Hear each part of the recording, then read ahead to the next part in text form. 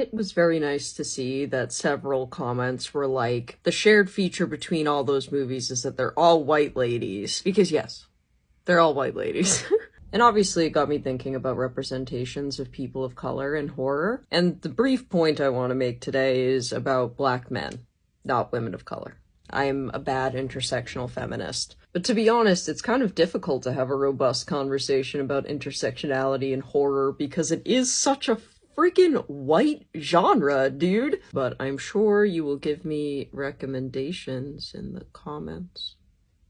I don't know where that came from. But I was thinking, before Jordan Peele, how many person of color-led horror movies could your average American film goer, not a horror buff, name off the top of their head? Take a moment to think of some. I want to know if you think of mine. The first two that I thought of were Candyman and The Night of the Living Dead. And there is an interesting overlap between those two movies that I wanted to mention. Night of the Living Dead, if you don't know, is an absolutely foundational zombie flick that came out in 1968, and I am about to spoil the bejesus out of it. So, fair warning. You've only had 55 years to watch it. Ben is the de facto leader of the group and the only survivor by the end of the movie, and he is also a black man. I never thought I'd say this, but this might be a little too white. At the end of the movie, after a long night of being attacked by zombies, Ben hears other survivors outside of the house. Yay! And he goes over to the window to look outside, and the group of white men approaching the house shoot him stone dead. And presumably it's because they mistook him for a zombie, but also...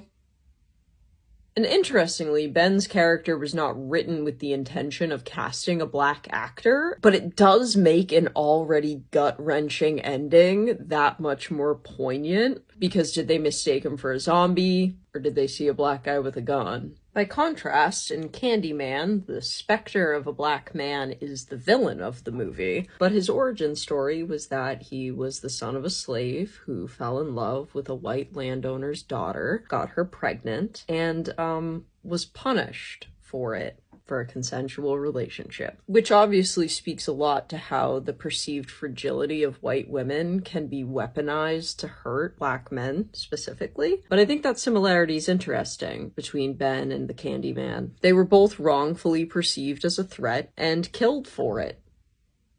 Which sounds familiar. And I think that speaks to the larger topic of how the horrors of lived experiences are portrayed in horror films. And take a guess who wrote and directed these films. Take a guess, take a guess, take a guess. So yeah, I think that's an interesting point of comparison. If you know any excellent horror films led by women of color, send them my way.